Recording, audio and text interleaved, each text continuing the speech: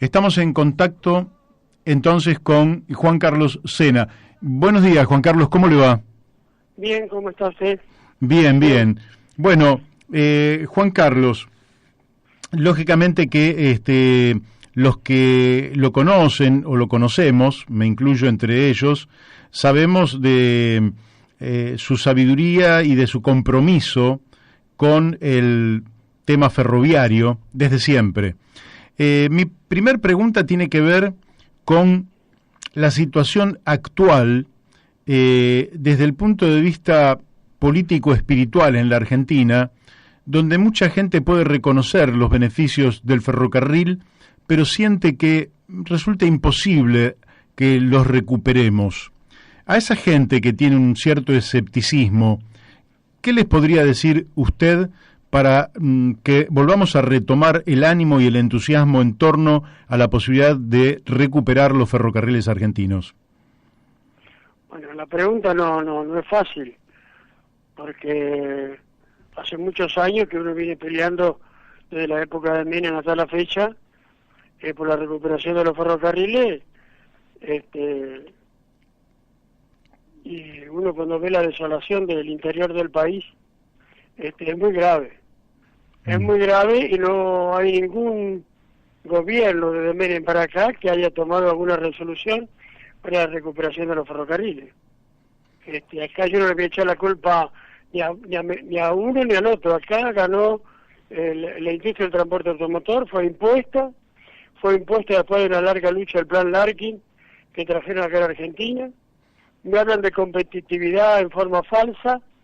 Para competir destruyeron el ferrocarril, echaron 85.000 trabajadores, cerraron 37 talleres, clausuraron trenes, vías, hay una despoblación de 1.300 estaciones aproximadamente, y no es por decir una despoblación, la despoblación tiene mucho que ver con el arraigo de la gente, abandonar el pueblo, abandonar su cementerio, abandonar su vivencia, abandonar su tierra. Esto es muy grave lo que ha pasado. Claro. Yo creo que es muy grave lo que ha pasado. Y yo creo que la insensibilidad política es muy grande y la mediocridad también es muy grande en la clase política argentina. Y cuando hablo de esto, hablo a 360 grados. Sí, sí. No escapo a ninguno. Acá son muy pocas las excepciones que conozco que luchan por el ferrocarril, que no son ferroviarios, que tienen la inquietud que tiene usted, que tienen otros. Eso ocurre en el interior del país. La ausencia del ferrocarril es el interior del país.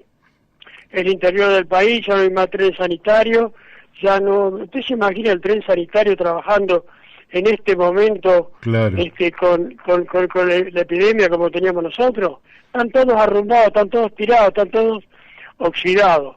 La Fundación Alma, que es privada, que andaba con los trenes sanitarios, propusieron rehabilitar, no le llevaron del apunte. Entonces todo lo que se habla, todo lo que se dice, y son mentiras, porque los hechos concretos son mentiras. El ferrocarril no está recuperado, y bueno, es una obra titánica que lo tiene que establecer primero que nada una política de Estado. ¿Y cómo establecemos una política de Estado si no estamos debatiendo con otras cuestiones? No estamos debatiendo con la ley de la reforma del Poder Judicial, no estamos debatiendo con mediocridades. Yo creo que esto es una lucha larga, trágica. Se nos han muerto muchos compañeros ya de tanto esperar, de tanto pelear. No somos ningunos pibes los que seguimos peleando. Claro. Casi todos tenemos casi 80 años. Venimos peleando y creo que la lucha es ardua, no hay que aflojar. Y hay que trabajar mucho con los jóvenes ferroviarios, inculcándole, transmitiéndole, diría así, nuestra mística, ¿no? Sí. Nuestra mística por el ferrocarril, y la importancia del ferrocarril en la estructuración del país. Y bueno, yo creo que la lucha es larga, es tenaz, y bueno, estamos llenos de empecinamiento. Hemos suspendido algunos congresos que hemos tenido ahora en Tucumán, en San Cristóbal, el Coro, por la situación que estamos viviendo ahora, pero nos seguimos carteando, nos seguimos comunicando, nos seguimos trabajando, teniendo la esperanza. Así que nosotros hablamos de la esperanza no como una cuestión de cristiano, nosotros hablamos de la esperanza, a la esperanza se la construye. Claro. Todos los días y a cada ratito. Y bueno, estamos en eso, estamos peleando y yo creo que la gente no tiene que perder la esperanza, tiene que involucrarse, porque el ferrocarril no es de los ferroviarios. Sí, El claro. ferrocarril es un bien del Estado.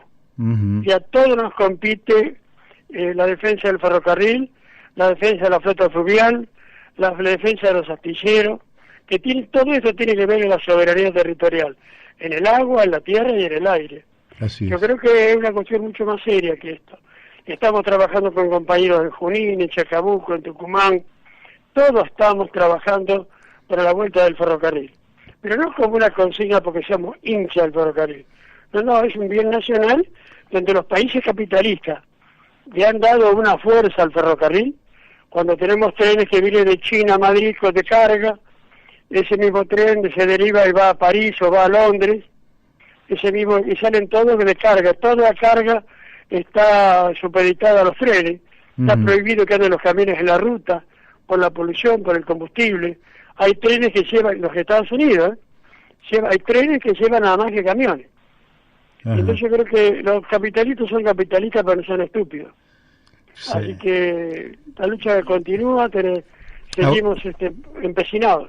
Ahora, la Argentina indudablemente cayó bajo un sistema colonial, porque hubo una derrota popular, sin lugar a dudas, y lo primero que se destruye en estos países son las herramientas con las cuales se puede llevar adelante un proyecto nacional. La Argentina en este momento le falta el ferrocarril, pero le falta el proyecto nacional y le falta la planificación estratégica. Ustedes que efectivamente tienen una claridad muy alta sobre lo que es la planificación estratégica, y en tu libro, el Ferrocarriles Argentinos, Destrucción y Recuperación, vos marcás todos los ramales que se podrían reconstruir y la necesidad también de llevar el tren a la Patagonia y desarrollarlo de una manera también estratégica. ¿Por qué no nos contás un poquito esta mirada que tenés, que en definitiva la campaña al desierto que tenemos que hacer los argentinos es esa, reconstruir el ferrocarril para que el desierto se transforme en un vergel? Claro, el ferrocarril tiene sus historias, no una sola. Primero que nada el asentamiento de los ingleses, que el ferrocarril fue un arma de penetración colonial de los ingleses, no únicamente en la Argentina, sino en la India, en África, en propio Estados Unidos. Claro, y después lo que tenemos que estudiar también son las contradicciones de la burguesía con los ingleses. Cuando la burguesía desarrolla el ferrocarril de fomento, el ferrocarril del Estado, porque a los ingleses no les interesaba nada más que hasta Córdoba. Y todo lo que se producía en el norte, que era el pimiento, el algodón, el azúcar, etcétera, etcétera, no les interesaba. Bueno, Figueroa Alcorta es uno de los burgueses argentinos que entra en contradicciones, que él crea los ferrocarriles de Estado. Y lo crea y alcanza a crear los de Bariloche. Porque hasta Bahía Blanca los ingleses estaban concesionados. Tenían prohibido el Estado de construir vías sobre el territorio donde estaban los ingleses. Yo creo que el trabajo que hacemos nosotros trabajando, porque no únicamente el ferrocarril me transporta, sino que me integra la región. Claro. Me integra la región, es un elemento integrador de la región y necesitamos terminar de integrar la Patagonia. La Patagonia es una de las zonas más ricas de este país y no la tenemos integrada, la tenemos como turismo. Hasta Bariloche está suspendido y sale recién el tren patagónico ahora como turista, pero a nosotros lo que nos interesa es la carga, es el transporte de la riqueza. Y la riqueza recién toma valor cuando interviene el transporte. Claro. La diferencia entre el transporte automotor y el transporte del ferrocarril en este momento es del 50%. Y esa diferencia de flete lo pagamos en la góndola, eso por un lado. Pero no es la integración territorial. Yo estuve en San Antonio el año pasado, ahí nació el ferrocarril y distribuía la carga para el sur. Está parado, está anulado, está arrumbado. ¿Eso por qué? Porque no, son políticas de Estado adverso. Lo que usted dijo, somos un país colonial, estamos colonizados. Totalmente. Tanto este gobierno como el anterior, son agentes del colonialismo. Cuando me le echan la culpa a uno al otro, Y estamos eludiendo la verdadera cuestión, la verdadera naturaleza de la dependencia. Todos van a abrevar al Fondo Monetario Internacional. Este gobierno, el anterior, ya hay pautas. La industria del transporte automotor está privando acá. Nunca en la Argentina estuvo en crisis. ¿Por qué? Porque hablamos de la competencia con el ferrocarril. No, se anuló el ferrocarril. Y el 90% de la carga la transporta el camión. Entonces, si el 90% la transporta el camión, cuando hay exigencias ahora de Monsanto, Bayer, y todo esa, que transportan la oleaginosa, como la soja, están imponiéndoles que quieren el ferrocarril. ¿Por qué? Porque son ferroviarios. No, es el flete. Claro. Es el flete porque recién toma valor la carga que interviene en el transporte. Y nosotros tendríamos que terminar de integrar el sur teniendo un ferrocarril transversal. Un transversal como si fuera una columna vertebral. Que me salga de aquí a que me termine bien en el sur. Y que me vaya integrando y yo tenga una vertebración del transporte, tanto para la cordillera como para el mar. Yo creo que hace falta de proyecto, falta de un objetivo. Y una política de Estado frente al transporte. Ahora no hay nada. Ni en la parte suburbana, ni en la parte ni en la parte del territorio nacional. Acá nosotros, en vez de andar haciendo autopistas, tendríamos que hacer subterráneos como lo tienen los países capitalistas del mundo. Tienen los subterráneos porque evitan la polución, evitan la accidentología. Fíjense, hemos pasado de la accidentología a la siniestralidad desde que se terminó el ferrocarril. Sí. Tenemos 23 a 24 muertes diarias, nadie lo dice. Sí. 23 a muertes, todos accidentes de transporte automotor, todos. Sí. Y la cantidad de descarrilamiento, que ahora sacamos un trabajito, se lo vamos a mandar, de descarrilamiento de trenes de carga que hay acá, es infernal. Por la falta de mantenimiento de las vías, del balasto, del exceso de peso, es decir, hay una distorsión, acá no hay política de Estado para nada, ni siquiera para cuidarlo bajo el punto de vista conservador. ¿Cómo yo conservo mis bienes? Y yo no soy hincha de Figueroa Alcorta, pero ellos defendieron el ferrocarril, sí, porque estaban defendiendo sus intereses, no porque sean nacionalistas, estaban defendiendo. Yo creo que la lucha continúa, la lucha es ardua, seguimos empecinados, apenas termine un poco, nos seguimos reuniendo y peleando, y estamos trabajando con los jóvenes ferroviarios, transmitiéndole toda nuestra experiencia, nuestro conocimiento. A muchos de ellos les hemos dicho que se vayan a estudiar, así como un regaño de padre. Vayan a estudiar. Están estudiando ingeniería. ¿Y saben qué facultad? En la Facultad de la Marina. No hay en la Marina Mercante los chicos estudiando. Cuando nosotros quisimos poner la carrera ferroviaria en Tafí Viejo y en Tucumán, auspiciada por la UTN de Tucumán, llamaron por teléfono acá y dijeron que paremos. No este gobierno, el anterior tampoco, fue el anterior. Amigo. La compañera Cristina. Llamó Randazzo y dijo que se pare. Lo mismo cuando lo quisimos abrir aquí en Aedo. Le estoy contando que no es fácil la pelea. No es fácil, Cuando nosotros estuvimos acá en Aedo, peleando, ¿sabe qué hicimos? Hasta un boleto de entrada, para cuando se inaugurara la carrera de ingeniería ferroviaria en Aedo, para entregarse al público de recuerdo. Todo eso se guardó. No se hizo absolutamente nada. La orden vino de Randazzo. Y la orden vino de arriba. Entonces la pelea no es fácil, y uno quiere hablar del movimiento obrero, ¿no? Eso, olvídese. Y la defensa de la fuente de trabajo, eso olvídese, es una vieja consigna. Una vieja consigna que es válida hasta el momento. Así que continuamos con la pelea. Yo le agradezco mucho la llamada. Sí, no, pero no lo pienso abandonar tan pronto, le tengo un par de preguntas más. Le voy a hacer, lo mío viene, primero vamos por los obstáculos.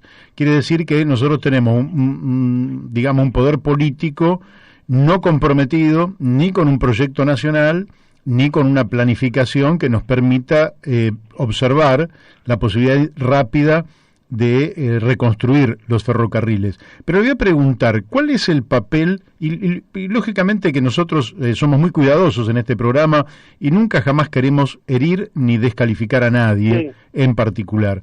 Pero ¿cuál es el papel del sindicato de camioneros en todo esto? ¿Estarían dispuestos, tienen predisposición?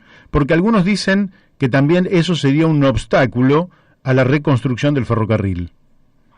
Es un obstáculo en este momento.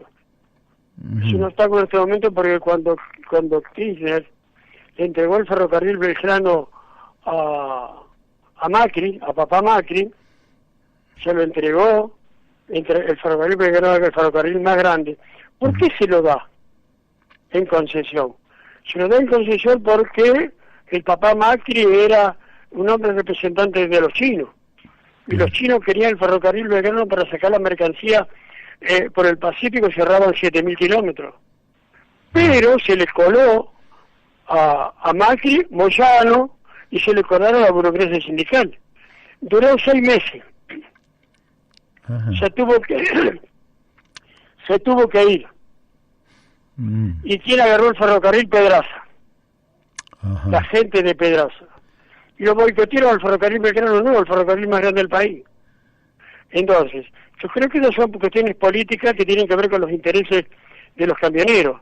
Y los camioneros en este momento, nosotros tenemos lugares de La Pampa y lugares de la Pampa y de la Pampa bonaerense que han bloqueado las rutas con los trenes graneros y han bloqueado los trenes a Techín.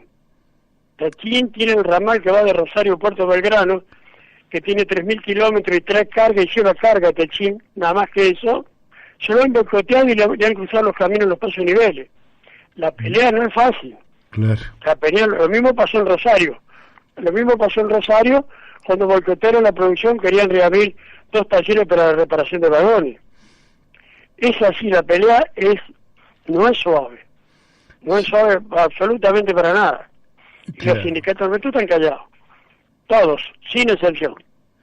Es decir, que tenemos el poder político no comprometido, el poder sindical también, por lo menos como obstáculo, el poder económico vinculado a la industria automotriz, del transporte, del petróleo y del caucho, tampoco quieren el desarrollo del ferrocarril. ¿Cómo se genera una alianza social en favor de un tren para todos? Yo creo que, como nosotros lo decimos, y acá hay muchos compañeros, no únicamente porque somos profesionales, nosotros decimos que tenemos que militarlo al costo. Como si fuera una militancia de un partido político. Claro. Nosotros militamos el ferrocarril. Nosotros vamos por las zonas, por los lugares. Por ejemplo, en este momento en el norte, justamente con el algodón, la caña de azúcar, el transporte de todos nuestros bienes, la gente está pidiendo el ferrocarril.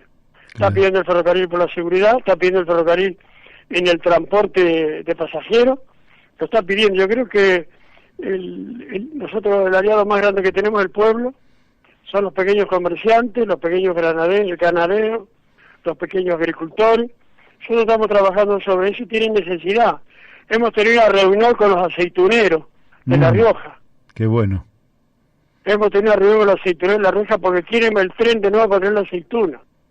Miren lo que le estoy hablando, esa particular, la aceituna. Porque no bancan más el flete del camión. Claro. Entonces la pelea es abajo, estamos trabajando, estamos bien, y bueno, pero es algo, y como decimos nosotros, acá no vale el WhatsApp ni el Facebook, nosotros le llamamos patilengua. Vamos con los compañeros, hablamos con ellos, tenemos la zona del sur de Tucumán, la zona de Simoca, toda la zona esa que no saben cómo sacar la producción. No la saben porque no les alcanza la plata para el flete. Sí. El flete del camión. Claro. Entonces el camión está asociado con las grandes fábricas, la fábrica de transporte automotor, con la fábrica no hay crisis en ellos, en las grandes fábricas, no hay crisis. Ni la del caucho ni ninguno. Están los países capitalistas centrales, bueno, si yo les cuento lo que dicen los yanquis, que tienen 2 empresas estatales, la Conrail, que es de carga, y la Amtrak, que es de pasajeros, y controla rigurosa, y son del Estado, y controla rigurosamente a lo que quedó de lo privado, no lo concesionado, y me regula con la ley que tiene que el camión en Estados Unidos puede andar hasta 900 kilómetros, hermano. Ajá, qué interesante. Pero y las leyes que tenemos nosotros de transporte del mundo varían de acuerdo a la distancia kilométrica que tiene cada país de transporte. Suecia anuló el camión. Ajá. Si el camión quiere ir, tiene que ir al tren que lleva camiones. No quiere más polución, no quiere más gasto de combustible, no quiere más accidentes. Los camiones están preparados, los trenes, montan los camiones ahí, cierran los camiones y hay 2 coches de pasajeros donde van los choferes. Eso es Suecia. Entonces, todo se está transformando. Cuando nosotros vemos esos tremendos trenes que vienen de China, que están recorriendo Europa, que han anulado que han unido las trochas, y que lo único que cambian son las locomotoras en la frontera, y bueno, algo me está diciendo. Cuando yo veo que la Conrail, que descarga en Estados Unidos, me controla todo el pasaje, y cuando tengo que la ANTRA, que me está controlando los pasajeros, y la seguridad de los pasajeros, algo ha cambiado. Y son países capitalistas, no estoy hablando de ningún país socialista o parecido. Sí, Cuando yo veo el desarrollo de la tecnología de trenes, que ya no usan más ruedas, que es levitación magnética, que es como si fueran 2 imanes que se superponen y empiezan a andar sobre un tren especial. Cuando tengo los trenes que me están probando en Estados Unidos a 1.500 kilómetros por hora dentro de un tubo al vacío, los chinos a 3.000, y yo creo que estamos un poquito atrasados. Efectivamente, estamos atrasados. Claro. Le voy a hacer 2 o 3 preguntitas más, si usted me permite, Juan Carlos. Sí, por favor. Uno tendría que ver, digamos, en la búsqueda de aliados, con que yo sé que esto que le voy a decir es muy difícil. Después voy a ir un poco al tema más concreto, pero tiene que haber países de América Latina, de América del Sur sobre todo, con interés en una mayor integración, y el ferrocarril sería el medio de transporte ideal, junto con las hidrovías y bueno, el transporte marítimo y aéreo, pero sería el transporte ideal para unir América del Sur. ¿Usted siente que existe alguna posibilidad, por lo menos, de tener el tema en agenda y que todo ferrocarril que se construya se haga con una trocha compatible para unirlo en algún momento de la historia? Hubo un intento de eso, que nosotros hicimos 2 cruces, lo que le llaman ahora el tren de la nube, que se diseñó para trenes de carga, y el otro, el cruce de Mendoza, que también es un cruce internacional, que también era para carga, no fue diseñado para pasajeros. Y los otros trenes que están diseñando, que lo están terminando, en este momento son los bolivianos con los peruanos. Ajá. Y nosotros ya tenemos conexión con los bolivianos. Pero como nuestros ferrocarriles están parados, no sé en qué se va a terminar, porque no hay una visión geopolítica del ferrocarril. Sí la tienen los chilenos, sí la tienen los bolivianos, sí la tienen los peruanos, y sí la tienen los mexicanos con los yanquis.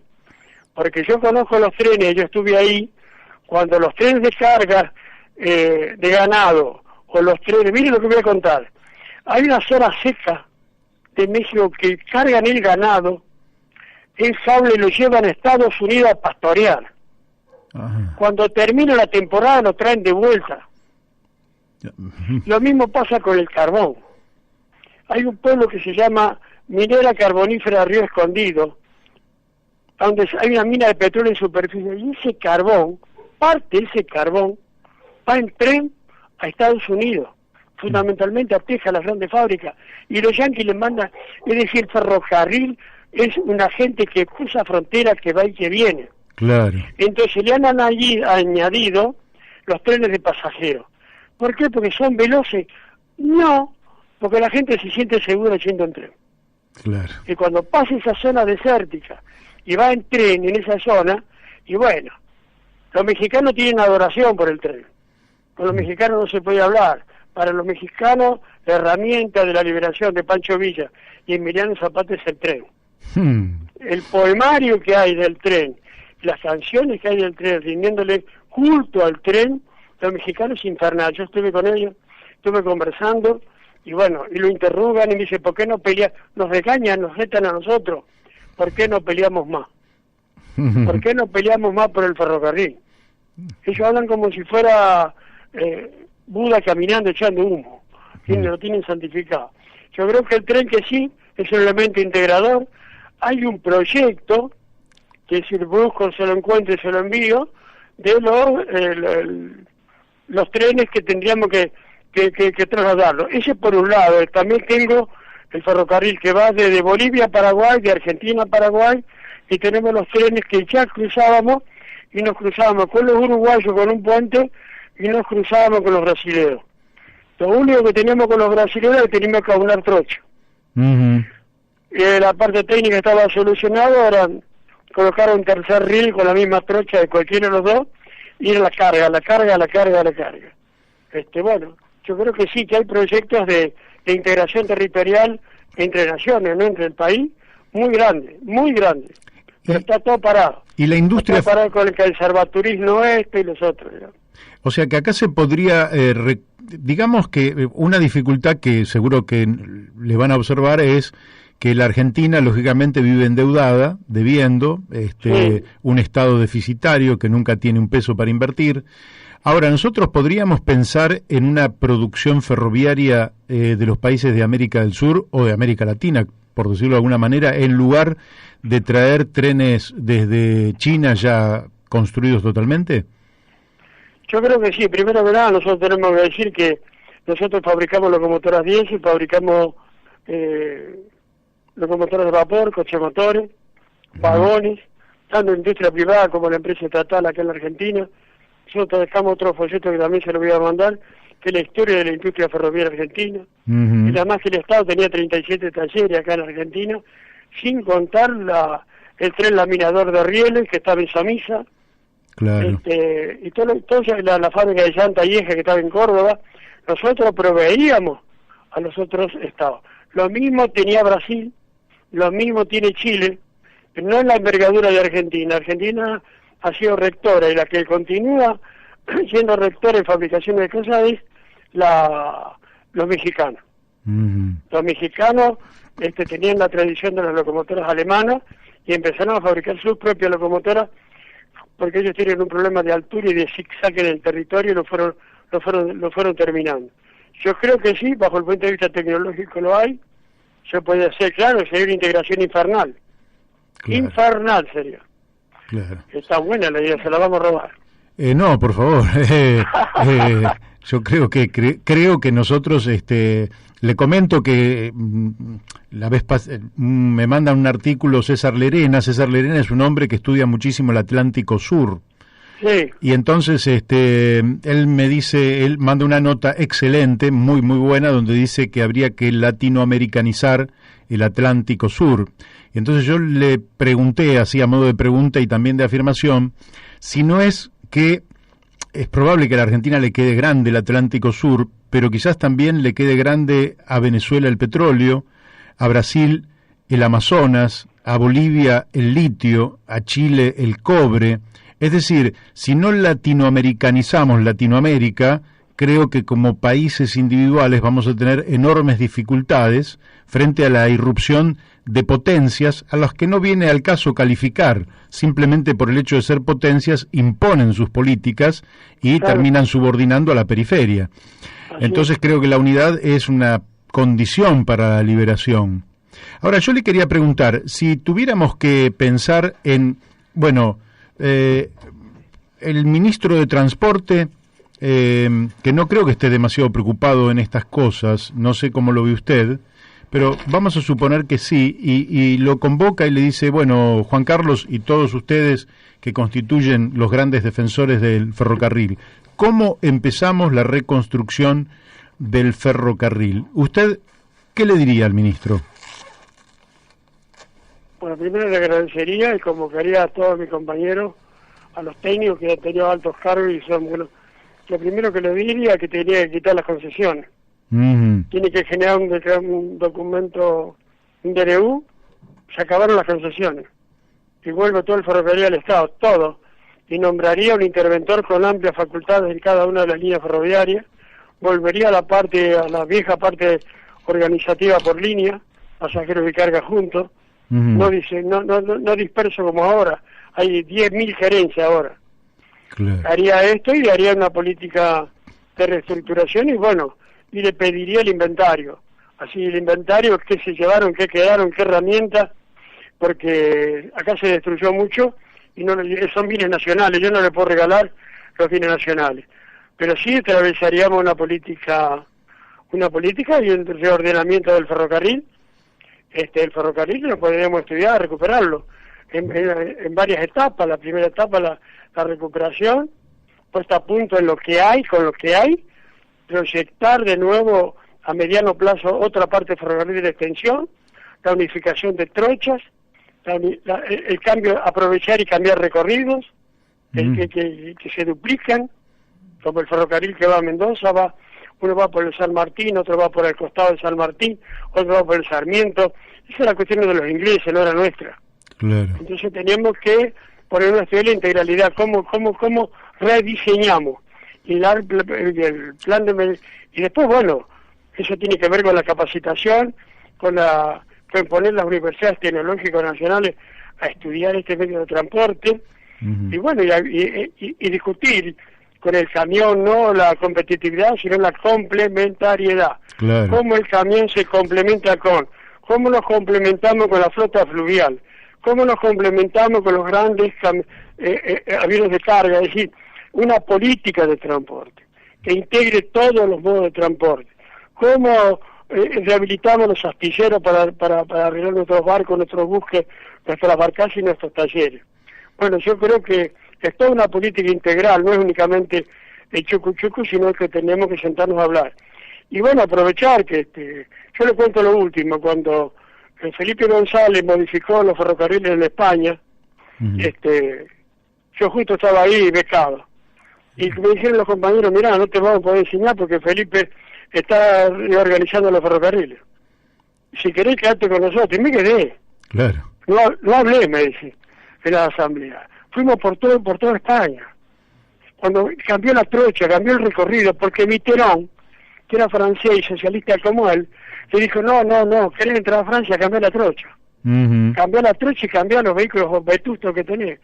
Fue política de Estado de Felipe. Vino Aznar, continuó con la misma política. Vino Zapatero socialista, continuó con la misma política. Hoy los españoles están fabricando los trenes de alta velocidad, ellos.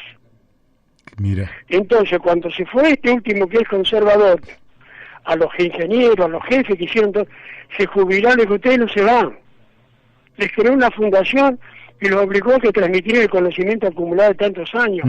Son políticas de Estado. Entonces, la política de Estado la respetaron. Tanto los conservadores porque beneficiaba a España. Acá tenemos que establecer una política de Estado que beneficie a la República Argentina, esté quien esté.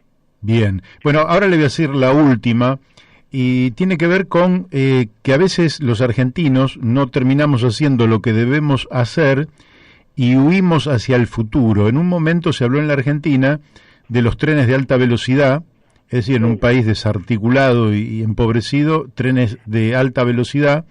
Y en otro momento también se viene hablando ya de hace mucho tiempo y se invirtió una enorme cantidad de dinero en el soterramiento del Sarmiento, que allí están enterrados algo así como 3.000 millones de dólares, sin que nadie sepa cuál será el futuro de ese túnel que va desde Aedo hasta pasando Villaluro, pero que realmente ha quedado absolutamente en la nada. Sobre estas dos cuestiones, ¿qué nos puede comentar, Juan Carlos? Con el último fue una estafa, porque además nosotros lo cuestionamos técnicamente como estaba mal diseñado. Nosotros lo comparamos con los trenes enterrados que hicieron los ingleses. También hecho. En el Sarmiento, cuando baja y van las calles por arriba. Hay una parte técnica que se llama vía de escape, no la pusieron. La vía de escape es una vía anexa que tiene que ver con los accidentes. Ese tren soterrado está mal hecho, está mal diseñado. Escasamente cabe, está mal aireado. Nosotros lo criticamos duramente. Fue un negocio entre concesionarios y proveedores del Estado del ferrocarril, que abarcaron varios gobiernos. no le podemos echar la culpa a uno solo. Sí, Fueron sí. socios varios representantes de este gobierno, del gobierno anterior y del gobierno anterior. Estaban todos metidos en la guita y la guita, perdónenme la expresión. Sí, sí. Cuando Tine lo nombra a Macri padre capo del Belgrano, es porque hay mucha plata por medio. No lo nombra por casualidad. No lo nombra porque la gran potencia china precisaba esos ramales, porque tenía que transportar su oleaginosa, no únicamente la oleaginosa de Argentina, sino la de Brasil y la de Paraguay. Miles de millones de dólares cerraban los chinos. Entonces, cuando estamos hablando de eso nos interesa lo que cubre. Nosotros bajo el punto de vista técnico y bajo el punto de vista, ¿por qué los subterráneos están bien hechos en la capital federal? No sé. Están bien hechos. Sí, sí. Los viejos y los nuevos. Porque trabajaron los que saben. Claro. Y tienen vías de escape, tienen aireación, tienen un montón de cosas más. Y la otra pregunta, ¿cuál era? Bueno, ¿cómo huimos hacia el futuro sin resolver los temas del presente? Por ejemplo, el tren de alta velocidad que en algún momento... Eso fue una propaganda. Cuando lo pusieron nosotros dijimos que cuando yo tengo que poner un tren de alta velocidad, lo primero que tengo que hacer es el estudio del suelo. El suelo es fundamental en el tren. Claro. El suelo hay que hacer estudio de suelo. Nosotros tenemos un libro que se llama El Rito, Reglamento Interno Técnico Operativo sancionado en 1932 y actualizado técnicamente. Y ahí dice cómo debe asentarse la tierra, cómo va a ser el estudio de los suelos. El suelo se mueve. Claro, sí, sí. Imperceptible, hay repercusión, hay vibraciones. Todo eso se hace cuando se hace un ramal. Con otros ingenieros yo hice un estudio que me mandó el ferrocarril, una simulación por computadora del tren, se llamaba marcha tipo, que es la simulación del tren, y se eligió el tren a las nubes. Tuvimos que hacer un estudio topográfico, metro a metro, meterlo eso en la computadora para que ver cómo funcionaba el tren. Acá se hace lo mismo. Cuando se están poniendo las piedras, cuando se están enclavando los rieles, es porque se hizo el estudio topográfico. No es lo mismo hacer una vía al lado de una laguna que al lado de las sierras de Córdoba. Entonces, cuando se nos hicieron del tren de alta velocidad, no se había hecho el estudio topográfico, no se había hecho el lugar por donde iba a transitar. Fundamentalmente, los trenes de alta velocidad van en línea recta, no tienen curvas, y la curva sí es muy expendida. Entonces, cuando nosotros lo vimos, y vimos la maqueta, y bueno, dejamos así. Nosotros decimos, ¿cómo frenamos? ¿De dónde sacamos la corriente para el tren de alta velocidad? Si no, a veces tenemos pueblos sin luz. ¿Qué? Entonces nos hacía un corte de luz. ¿Cómo? No, ridiculizamos el trabajo. Que los asientos del tren de alta velocidad tenía pedales. Se cortaba la luz, sacaban los pedales y los pasajeros empezaban a pedalear. ¿De dónde sacábamos la fuerza? ¿De la usina de Bahía Blanca para Rosario? ¿De la usina de Rosario? El tren de alta velocidad es una tecnología especial. La corriente que consume la devuelve a una usina, y son usinas especiales. Entonces, cuando vimos todo eso nosotros dijimos, esto está loco. Porque nosotros, independientemente que estábamos en un ferrocarril atrasado, siempre hemos recibido noticias de los adelantos tecnológicos de los ferrocarriles del mundo. Y fundamentalmente de los franceses, de los italianos, de los fíjese que cuando se privatizó los ferrocarriles en Italia con la Thatcher, vino Tony Blair, que no era socialista ni cosa que se parezca, los volvió a meter adentro. Y cuando los metió adentro se dio cuenta de que el atraso tecnológico de los ingleses era infernal. Tuvieron que ir los franceses a ayudarles a recomponer las líneas de alta velocidad porque no podían cruzar el Canal de la Mancha. Así nos han dejado a nosotros. Lo único que falta es que pongamos trenes a vela. Bueno, Juan Carlos, le agradezco muchísimo la amabilidad que tuvo. Yo le tengo que agradecer a usted. No, para nosotros ha sido un placer y realmente creo que la bandera de reconstruir el tren es una bandera que ustedes han levantado, que nosotros los acompañamos y que es una necesidad para todo nuestro pueblo, para volver a tener una nación, un país integrado y con pueblos realmente vitales que se puedan comunicar unos con otros, en fin. Hay que cambiar la Argentina y ustedes son, yo diría, parte de esa vanguardia con la cual hay que cambiar este país. Así que felicitaciones y muchísimas gracias. No, gracias a usted. Gracias a usted. Y si usted me manda la grabación, yo la divulgo. Bárbaro, se la vamos a mandar, con todo gusto. Muchas gracias. Hasta siempre, Juan Saludos a Carlos. todos los compañeros. Chao, chao. Gracias, chao. gracias. Bueno, ustedes lo han escuchado, a mí me llena de entusiasmo, a mí me llena el ánimo. Y yo que vivo acá, que en definitiva tengo tren, porque yo soy de Aedo, en fin, voy camino, voy hasta la estación, tomo el tren, voy a 11. Pero si vos vivieras a 1000 kilómetros de acá, hoy hablábamos, que no pudimos hablar finalmente con Pablo Gramajo desde el impenetrable chaqueño, y un día te dicen que va a pasar el tren. Se te cae el corazón.